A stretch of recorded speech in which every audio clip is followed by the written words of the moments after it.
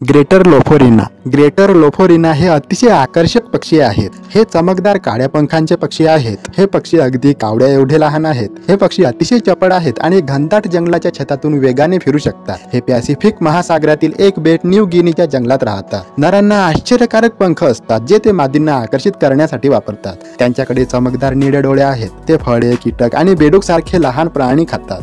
ते झाडांवर चढण्यात चांगले आहेत. त्यांना फांद्यावर पकडण्यासाठी मजबूत पाय आणि नखे असतात. मादी लोफोरिना तपकिरी असतात आणि नरांप्रमाणे रंगीत नसतात. मादींना प्रभावित करण्यासाठी नर विशेष नृत्य करतात. नृत्यादरम्यान ते त्यांचे पंख पसरतात आणि अनोख्या पद्धतीने फिरतात. ग्रेटर लोफोरिना खूप लाजाळू असतात आणि सहसा माणसांपासून लपतात. त्यांना कडक अन्न खाण्यास मदत करण्यासाठी त्यांना मजबूत चोच असतात. कधी कधी ते भक्षकांना गोंधळात टाकण्यासाठी इतर पक्ष्यांच्या आवाजाचे अनुकरण करतात. ग्रेटर लोफोरिनाचे वैज्ञानिक नाव लोफोरिना सुपरबा आहे. ते दिवसा सक्रिय असतात आणि रात्री विश्रांती घेतात. ग्रेटर लोफोरिनास उघड्या काजू आणि बिया फोडण्यासाठी तीक्ष्ण चोच असतात. त्यांच्याकडे उत्कृष्ट दृष्टी आहे ज्यामुळे त्यांना अन्न आणि भक्षक शोधण्यात मदत होते. मादी ग्रेटर लोफोरिना सहसा एका वेळी एकच अंडी घालते. दोन्ही पालक अंड्याला उबदार ठेवण्यासाठी त्यावर बसतात. अंड्यातून बाहेर यायला साधारण 2 आठवडे लागतात.